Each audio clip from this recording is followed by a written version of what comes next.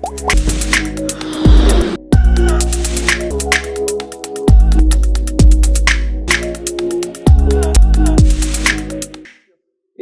nombre de esta plática, lo platiqué con Rafa el día que me invitó, y se quedó como estudio de las TICs en carreras no tecnológicas, la experiencia del profesor. Quise ponerle este título y déjenme platicarles un poquito por qué razón. Hace 35 años casi, me invitaron un grupo de personas en la UNAM, de la Facultad de Contaduría, yo trabajaba en la Facultad de Ciencias como profesor, a que los apoyara en la revisión de una currícula de una licenciatura que tenía que ver con informática, pero tenía que ver con cuestiones contables y administrativas. Estaban trabajando en esta idea. Yo en esa época trabajaba también de asesor del programa universitario de cómputo, lo que es hoy la DGTIC, que bien dirige el doctor Bracho.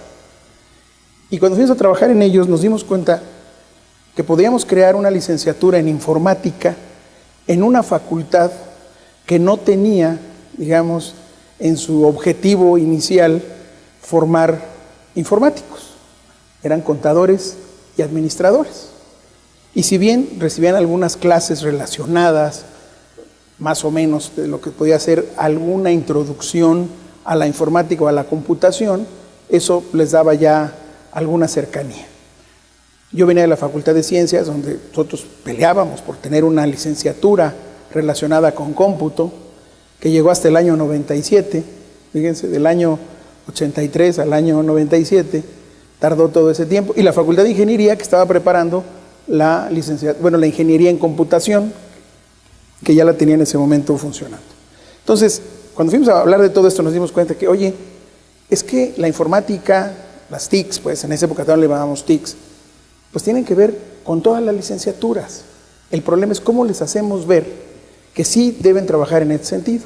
Al final logramos hacer un espacio curricular suficientemente sólido, nos aprobó el Consejo Universitario de la Licenciatura y en el año 85 empezó la licenciatura en informática en la Facultad de Contaduría. Yo siendo profesor en la Facultad de Ciencias, yo daba materias relacionadas con cómputo, las que se daban en ciencias, análisis numérico, estructura de datos, computación 1 y 2 se llamaban en ese tiempo, enseñábamos a programar a la gente. Pues me pasé a la Facultad de Contaduría y mi experiencia de profesor ha sido del año 85 a este año de profesor en la Facultad de Contaduría. Sigo siendo profesor en esa facultad, donde además no ha cambiado de nombre, sigue siendo Facultad de Contaduría y Administración, siempre decimos informática, ¿no? Porque tiene la licenciatura ahí dentro. De hecho, entre la audiencia hoy veo algunos egresados, exalumnos míos por ahí, porque en todos estos años creo que todos los que han estudiado la licenciatura han pasado en alguna de mis clases, ¿no? Y entonces nos conocemos bien. En ese sentido, el tema importante es cuál es la importancia de las TICs en la educación. El objetivo principal que vamos a buscar siempre es estar en la vanguardia de los métodos para enseñar y para aprender. Yo creo que aquí hemos dicho hoy de diferentes maneras todos que esa es la búsqueda de lo que estamos logrando, queremos lograr. Yo creo que lo que dijo el doctor Malo ahorita al final a mí me hace muchísimo sentido, me hace mucho sentido con la plática que preparé para ustedes hoy, que es justamente hacer que la gente se vuelva más creativa, porque va a tener opción de poder aprender otras cosas que durante mucho tiempo no le han enseñado, ¿no?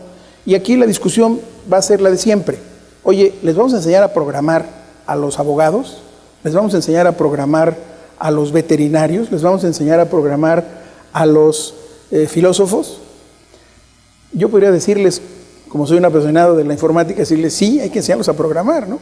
Además, hoy los lenguajes de programación son mucho más cercanos, mucho más intuitivos o mucho más semánticos. No son los lenguajes de programación estructurados de los años 70 o de los años 80, complejos, ¿no? Que había que entender muchas otras cosas. Hoy el lenguaje semántico los hace hacerlo mucho más simple, ¿no? Cualquiera, yo les podría decir, puede aprender HTML, ¿no? No tiene que ser necesariamente un informático, ¿no? Podemos enseñárselo perfectamente a cualquier otra gente. Y hay gente que lo aprende, ¿eh? Hay gente, yo he visto mucha gente que tenía otra profesión, de repente pues se vuelve experto y son hábiles en hacer páginas y rápidamente arman portales y arman muchas cosas. Y el tema es, está bien, pero el problema es que a lo mejor hay que llevarlos en un camino más claro para que no se nos pierdan por ahí. ¿Qué hemos hecho? O sea, aquí el punto, la experiencia del profesor es, ¿qué hicimos? Llevar una licenciatura, montarla en una escuela que originalmente no tenía esa función, y hoy se ha vuelto pues una carrera importante. Como yo decía ahorita, los egresados afortunadamente hemos tenido un registro muy claro de que les ha ido muy bien. Y cuando digo les ha ido muy bien, no solamente en la parte de que han encontrado buenos empleos, sino que además se han desarrollado bien. Y yo creo que ahí viene un poco lo que mencionaba hace rato, ¿no? Hay confianza, creen en la licenciatura, los profesores que estamos en la licenciatura creemos también en ellos, los hemos apoyado. Y ahí, por ejemplo, sí hemos evolucionado. Yo les puedo decir que en estos 32 años, 33 años que tiene la licenciatura, hemos cambiado el plan de estudios 6 veces. Es un récord para las otras licenciaturas en la UNAM, ¿no? Hay carreras en la UNAM que han durado con el mismo plan de estudios 40 años, ¿sí? ¿Por qué? Porque pues, no había cambio, ¿no? Pero en informática no me digan que hablar de base de datos en 1986 es lo mismo que hablar de base de datos en 2010. Evidentemente no, estamos hablando de cosas muy diferentes, ¿no? Entonces, hablar de seguridad de cómputo en 1986 contra hablar de seguridad de cómputo en 2012, 2015. Estamos hablando de otro tema totalmente diferente, ¿no? Cómputo en la nube, ¿no? Y en fin, una cantidad de cosas. La pregunta es si estas materias las podemos llevar a otra licenciatura, si hacemos que esas licenciaturas reaccionen de esa manera, ¿no? A lo mejor yo les llevo cómputo en la nube a los abogados, pero no les voy a hablar de lo mismo, el contenido no va a ser el mismo de cómputo en la nube para un licenciado en informática, para un ingeniero en computación, que para un abogado. ¿Qué va a ser importante para un abogado cuando hablemos de cómputo en la nube? Todos los impactos legales que hay alrededor de esto, ¿no? Normatividades, reglamentos, cuestiones que no se ven, seguridad informática, ¿no? Protección de datos personales, por ejemplo.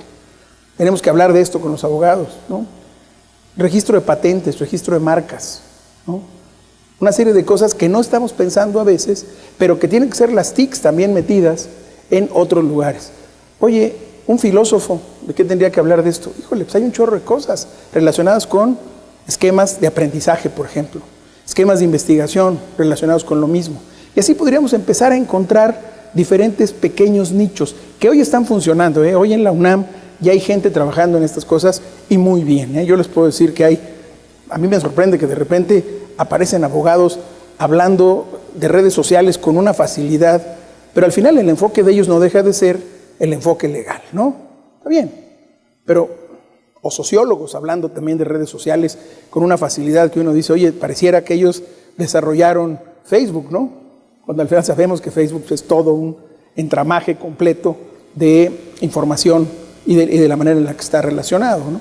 Yo podría decir, a un abogado le podemos enseñar un poco de base de datos y le enseñamos que maneje hipertextos y el día de mañana va a poder navegar por donde quiera, por muchos lugares y va a ser feliz con ese sentido, ¿no?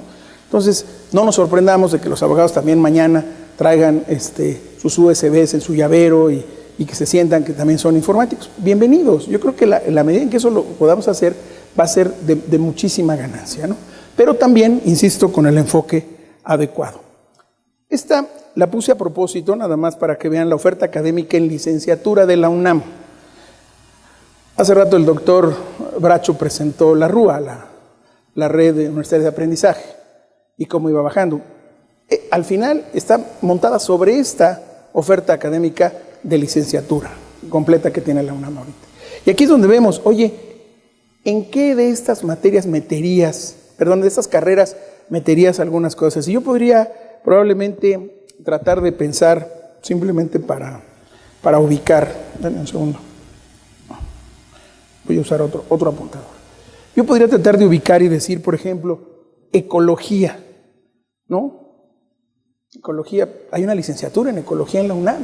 ¿Ustedes sabían eso? A lo mejor sí, ¿no?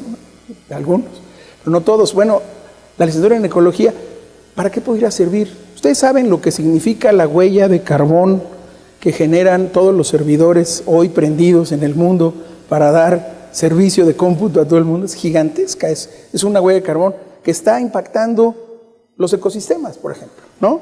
Entonces sí podríamos estar estudiando cómo funcionan los equipos, cómo funcionan las redes, cómo funciona todo lo que estamos haciendo, ¿no?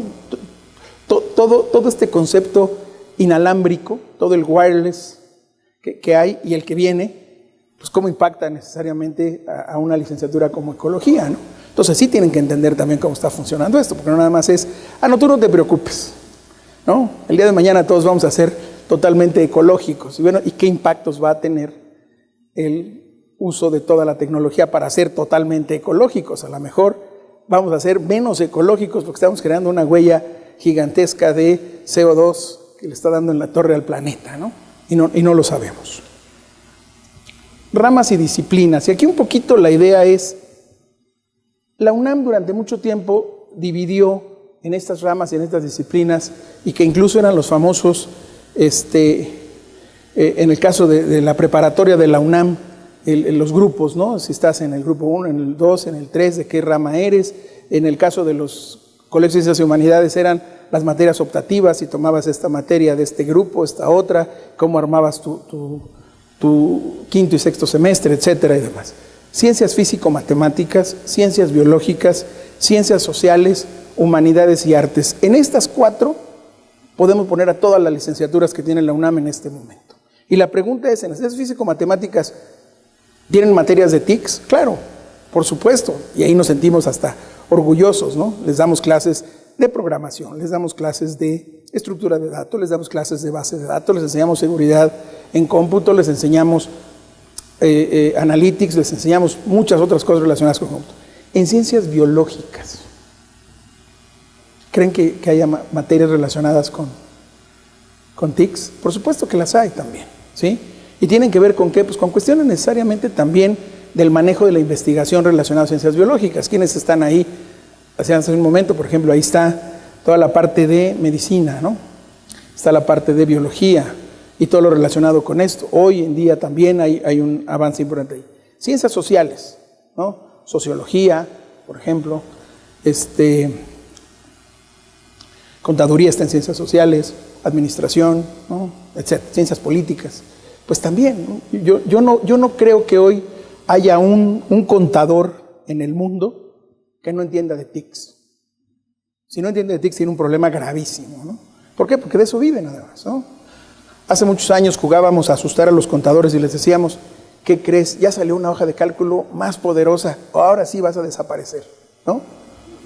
Tu chamba está perdida, te acabaste, ya no tienes razón de existir. Y había unos que asustaban, de veras. Decían, oye, sí es cierto, esto hace todo lo que yo hago, ¿no? Y no han desaparecido los contadores, al contrario, se han fortalecido, ¿no? ¿Por qué? Pues porque hay una serie de elementos de regulación y sobre todo, por ejemplo, esta parte de la globalización es muy importante, ¿no? En algún momento nos volvimos el famoso US GAAP, que entonces tuvo que poner las reglas de contabilidad que se usaban en los Estados Unidos por el Acuerdo de Libre Comercio en México, etcétera y demás.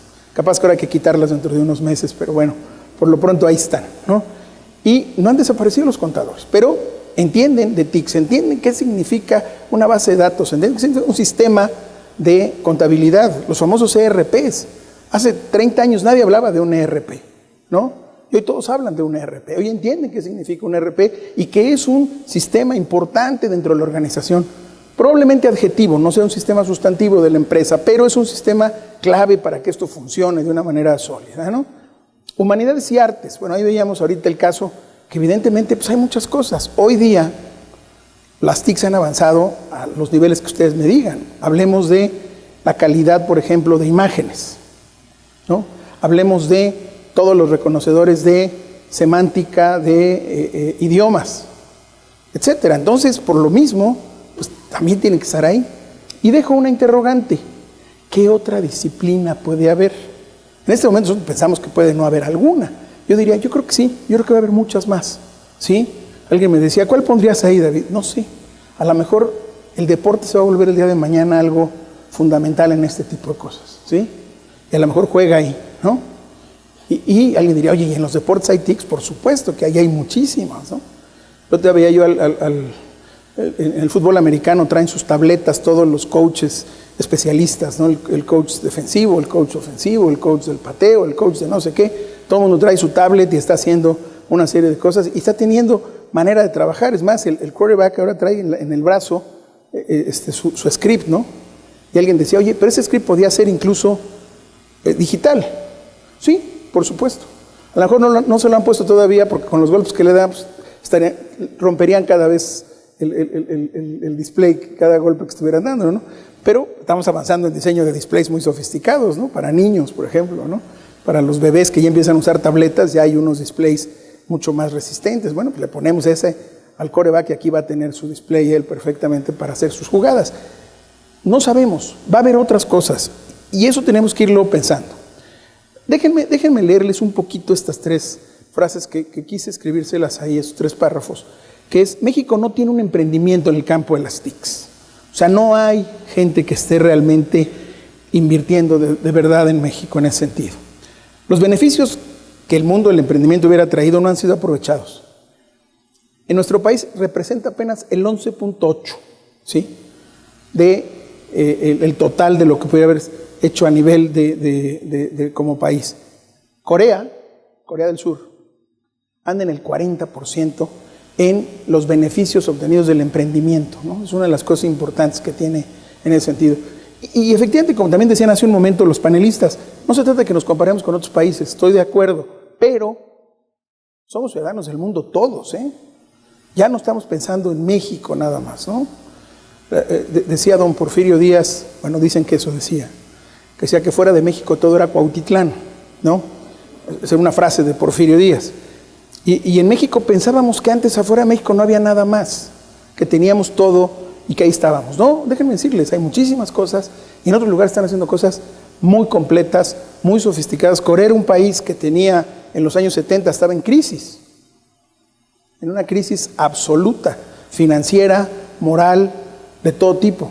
Y hoy Corea es una de las potencias del mundo, ¿no?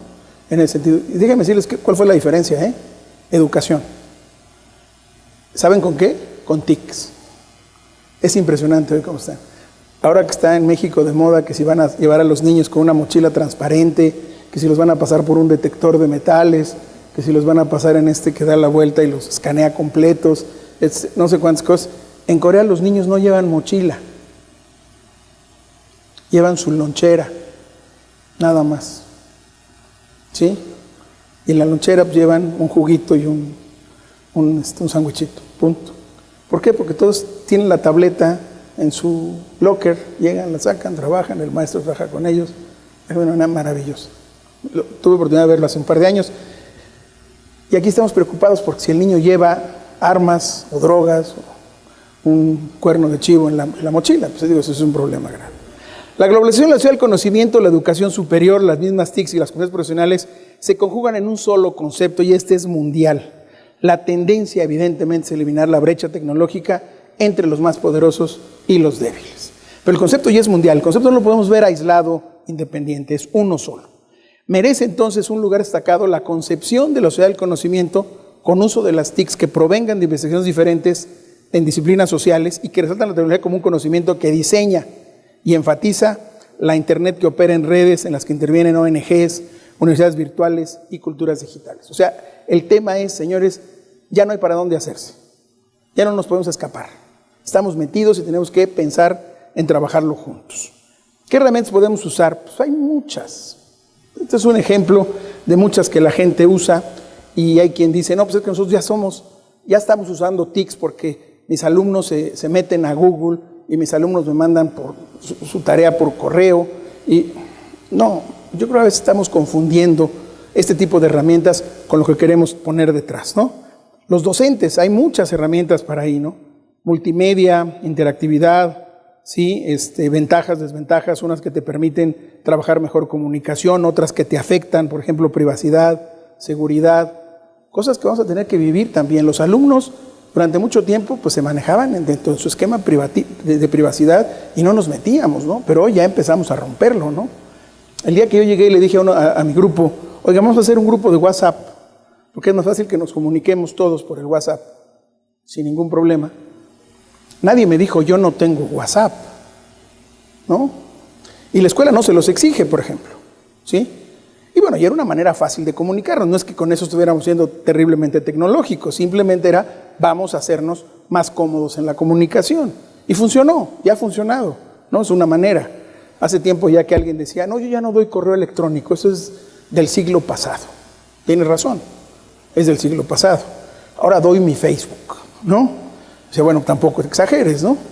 ¿Sí? Porque también es del siglo pasado, ¿no? Las redes sociales vienen del siglo pasado también. Muchos de ustedes, a pesar de que se ven jóvenes, usaron MySpace, ¿sí? Muchos, y usaron Hi-Fi también, ¿no? Entonces, no me digan que no. Ahora es Facebook. ¿Y qué va a seguir? Va a venir otro después, ¿no? Nube de herramientas, servicios web básicos. Las herramientas TICs aplicadas a la docencia mejoran la calidad, permiten la adquisición de competencias profesionales, permiten atención personalizada, potencian la autonomía, la responsabilidad, el aprendizaje colaborativo, pero también implica mayor dedicación a la docencia en tiempo y esfuerzo. Y era un poco la pregunta que yo hacía al final en el panel anterior, ¿no? ¿Qué están haciendo los maestros? La competencia entre alumnos y maestros puede empezar a ser un tema muy crítico, ¿sí? El alumno tiene acceso a una cantidad importante de herramientas en casa que el maestro no tiene, ¿sí? Y entonces el alumno en algunos casos lo va a empezar a rebasar. Entonces el tema importante aquí es cómo hacemos que el profesor esté en el nivel de profesor, que es finalmente el guía que va a llevar al alumno a donde quiere ir, ¿no? Ese es el tema. No se trata de que ver quién tiene más gadgets, ese no es el tema. El tema son los contenidos, el tema son cómo ayudan a mi licenciatura, cómo ayudan a mi profesión. Ese sí es el tema de fondo. Profesiones y carreras que no son TICs. La gente que se dedica a la pintura, gente que se puede dedicar a cuestiones de diseño. Bueno, por ejemplo, la gente se dedica a la ciencia, a los físicos. Déjenme decirles algo. Yo cuando estudié la licenciatura en actuaría, mis compañeros eran matemáticos y físicos. A mí me gustaba el cómputo y yo empecé a tomar materias optativas de cómputo. En ese tiempo eran optativas. Y los de física no iban. Ya no se lo dije al doctor Mal ahorita, qué lástima que no estás. Pero luego se lo diré en otro momento. Ellos decían que no. Ellos iban a tener gente que usara las computadoras por ellos, ¿no? Un poco así como voy a tener mis cocineros, ¿no? Y nosotros queríamos ser los chefs, ¿sí? Hoy sí somos los chefs, ¿no? Y ellos a lo mejor son, ¿cómo se llaman los que ayudan a los chefs? Pinches. No es cierto. No es cierto. Eso horario para los contadores también, pero no se vale. Y al final vamos a tener que todos estar en esta línea, ¿no? Bueno, otra vez un modelo. La presentación va a estar disponible para que la vean. No quiero entrar en el detalle. Prefiero mejor ir a este punto. ¿Qué hacer? La pregunta que nos han hecho varios hoy en la mañana, ¿no? ¿Qué hacer? Uno es la importancia curricular. Tenemos que revisar otra vez todos los currículums de todas las licenciaturas, maestrías, doctorados que ofrezca cada universidad. No estoy hablando solo de la UNAM. Eso tendría que hacerlo alguien desde un nivel central y revisar qué hay ahí en la universidad profesional. La demanda organizacional. Otra vez yo hacía la pregunta, ¿cuál es el perfil de la gente que queremos, ¿no? La demanda, ¿qué nos está demandando el entorno en este momento para preparar gente en ese sentido? ¿Sí? Productividad. Las TICs te van a ayudar o no a ser productivo, porque si no, no tiene mucho sentido. La gran apuesta del cómputo en los años 50, cuando se empezaron a vender las primeras computadoras comerciales, fue que eran más productivas e incluso generaron una idea equivocada en ese tiempo, después real y ahora nuevamente equivocada, de que eran reemplazadoras de personas y que iban solamente para generar desempleo, ¿no? Entonces había un rechazo al cómputo. ¿Por qué? Porque va a venir a tomar mi lugar y me van a correr. Ya no voy a encontrar trabajo. O lo que les digo es, no es cierto. Si llegan nuevos sistemas, al revés. Va a haber nuevas disciplinas, ¿no? Hace 30 años, 25 años, 20 años, ¿sí? Empezábamos a jugar con Internet apenas. Y apenas había algunas líneas importantes, por ejemplo, de seguridad informática. Hoy seguridad informática es toda una línea completa de profesión y de disciplina en que la gente puede estudiar. Ciencia de datos. Tenemos 3 años o 4 que se está consolidando como tal. Bueno, pues por ahí va a tener que ser. ¿Somos más productivos o no en ciencia de datos? Déjenme decirles, a veces tiene uno que ver los ejemplos para entenderlos y darte cuenta realmente. Ciencia de datos, bueno, siempre ha existido. Hemos hecho análisis de datos siempre, ¿no? Antes se llamaba Business Intelligence, luego le cambiaron de nombre y se llamaba el warehouse, luego le cambiaron al warehouse y le llamaron el Master Data Management, o Master Data File, y le iban poniendo nombres a cada cosa de manera distinta. Hasta que un día se me ocurrió estar en una empresa petrolera que se llama Chevron, en los Estados Unidos, y de repente llego con la gente que hace Data Science. Dice, ¿qué hacen ustedes? Dice, mira, lo primero que hacemos es validar si todos los datos que nos mandan de nuestros yacimientos petroleros son ciertos. Entonces tenemos una serie de algoritmos que validan la información. Y después de eso empezamos a generar nuestros análisis de información.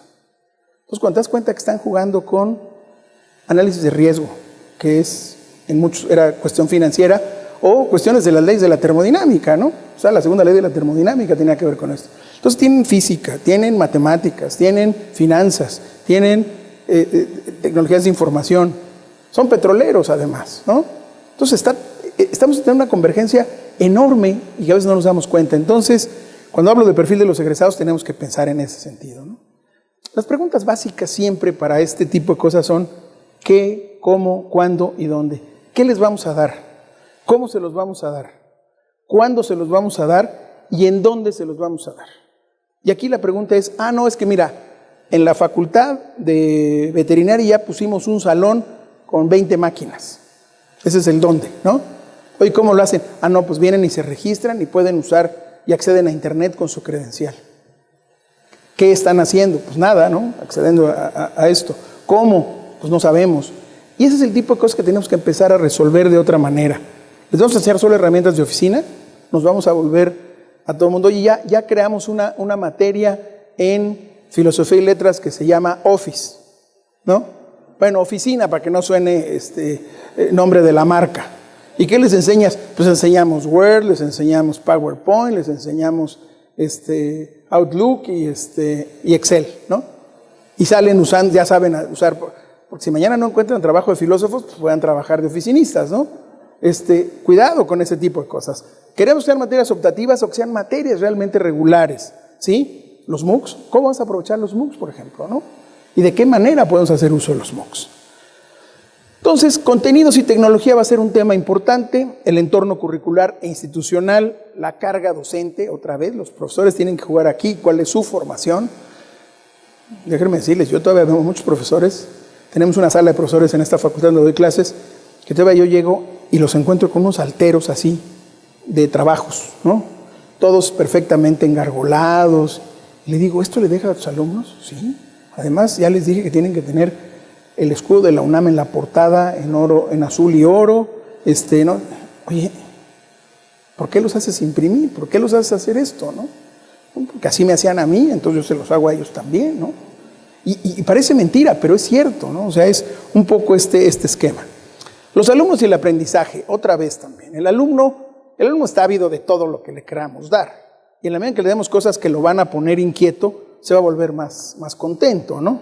¿Sí? Yo me acuerdo que en los años 80, 70, final de los 70, regresando de uno de mis estudios en el extranjero, descubrí que una de las materias que daban, que yo nunca tomé optativa, se llamaba Disco Dance. Nos enseñan a bailar música disco, ¿sí? Era una materia optativa y estaba lleno el salón. Todos querían ir a bailar, pues claro, ¿no? Si aquí les damos clase de, ¿cómo se llama ahora que está de moda? Reggaetón, pues se van a ir a bailar reggaetón. El tema no es ese, el tema es, tenemos que llevarlos a lo que realmente queramos, ¿no? Expectativas contra realidad, ¿cuáles son las tendencias? Ya vimos que hay tendencias de varios tipos. Y luego, nuevas disciplinas y convergencia de métodos y técnicas. A ver, no podemos dejar fuera de estas materias que demos en diferentes licenciaturas, en otros momentos, a la pedagogía. Es muy importante. ¿Cómo vamos a enseñar a algunas personas a lo mejor a programar?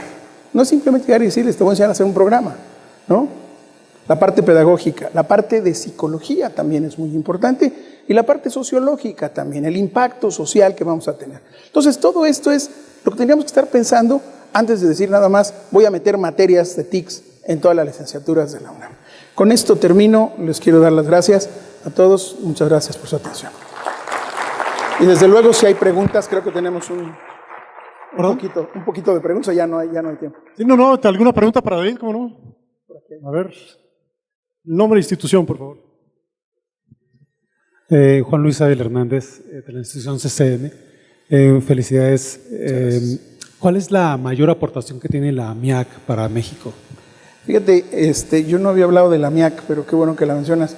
La Academia Mexicana de Informática se fundó hace 40 años, en el año 76. Estamos celebrando en septiembre del año pasado los primeros 40 años de la MIAC. La MIAC se consolidó originalmente como un grupo de expertos en cómputo, tecnología de cómputo, para compartir experiencias. Entonces, te puedo hablar que los primeros años eran prácticamente casi gente que trabajaba para el sector público. Al paso de los años se ha ido integrando gente de diferentes áreas. La aportación más importante quizás es justamente el poder hacer dentro de la MIAC un espacio de diferentes puntos de vista y aportación. Estamos trabajando ahora en la nueva mesa directiva en la cual estoy yo como vicepresidente en preparar precisamente una serie de elementos para aportar hemos hecho coloquios importantes, por ejemplo, aportamos algo para lo que es hoy la Estrategia Digital Nacional, que se mencionó por aquí en la mañana, también, y algunas otras cosas más.